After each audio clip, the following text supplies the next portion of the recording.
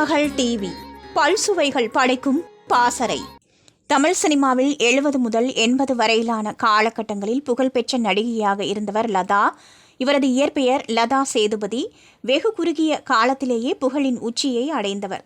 தமிழ் மட்டுமின்றி தெலுங்கு, மலையாளம் என பன்மொழி படங்களிலும் நடித்து தன் திறமையை நிலைநாட்டியுள்ளார்.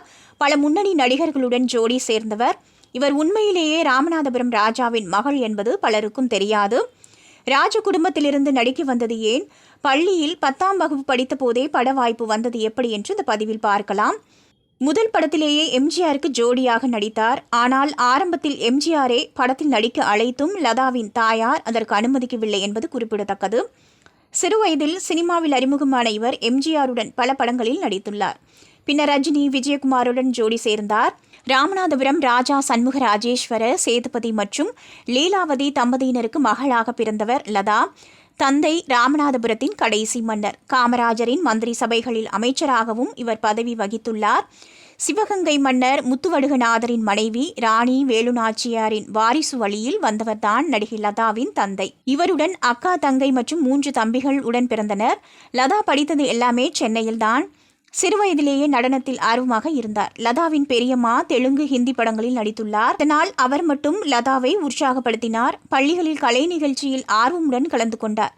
தந்தை இறப்புக்கு பின் தாய் லீலாவதி பிள்ளைகளுடன் கண்டிப்புடன் இருந்து வந்தார். நடிகர் மனோகர் தான் முதலில் போனில் சினிமாவில் நடிக்க சம்மதமா என கேட்டார். உலகம் சுற்றும் வாலிபன் படத்தில் நடிக்க எம்ஜிஆர் புதுமுகம் தேடி வருவதாக அவர்தான் என்னை அனுப்பினார் என்று கூறினார். லதாவின் அம்மாவிடம் எம்ஜிஆரை நேரடியாக பேசி சினிமாவில் நடிக்க சம்மதத்தை வாங்கினார். எம்ஜிஆர் அலுவலகத்தில் நடிப்பு, டான்ஸ், வசன பயிற்சி என அனைத்தும் அளிக்கப்பட்டது. லதாவின் எடையை அதிகரிக்க பல சிறப்பு உணவுகள் வழங்கப்பட்டது. 1973இல் முதலாக எம்ஜிஆருக்கு ஜோடியாக உலகம் சுற்றும் வாலிபன் என்ற படத்தில் நடித்தார்.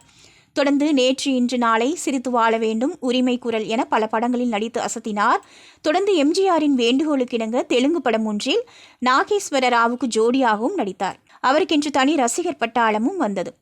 சிவகாமியின் செல்வன் படத்தில் சிவாஜிக்கு ஜோடியாக நடித்தார். தொடர்ந்து பல்லாண்டு வாழ்க, நினைத்ததை முடிப்பவன், நாளை நமதே, நீதிக்கு தலைவணங்கு, உழைக்கும் கரங்கள், மீனவ நண்பன் ஆகிய படங்களிலும் நடித்து அசத்தினார். எம்ஜிஆரின் கடைசி படமான மதுரையை மீட்ட சுந்தரபாண்டியன் படத்திலும் அவருக்கு ஜோடியாக நடித்தார். ரஜினியுடன் சங்கர், சலீம், சைமன், 1000 ஜென்மங்கள் ஆகிய படங்களில் நடித்தார். ரஜினி லதாவை ஒருதலையாக காதலிப்பதாகவும் கிசுகிசு வந்தது. லதாவுடன் நெருக்கமான ரஜினியை எம்ஜிஆர் ராமநாதபுரம் தோட்டத்திற்கு அழைத்து கண்டித்ததாகவும் கூறப்பட்டது. லதாவுடன் ஜோடி சேர முடியாததால் அதே பேரிலான வேறொரு லதாவை ரஜினிகாந்த் திருமணம் செய்து கொண்டதாகவும் கூறப்பட்டது. சிங்கப்பூரில் வியாபாரம் செய்து வரும் சபாபதியின் அறிமுகம் கிடைக்க அதுவே காதலாக மாறி 1982இல் அவரை திருமணம் செய்து கொண்டு படத்திற்கு முழுக்கு போட்டார். கார்த்திக், ஸ்ரீனிவாஸ் என்ற 2 புதல்வர்கள் உள்ளனர். திருமகள் டிவியை லைக் செய்து உங்கள் நண்பர்களுக்கும் ஷேர் செய்வதுடன் சப்ஸ்கிரைப் செய்து ஆதரவு தாருங்கள்.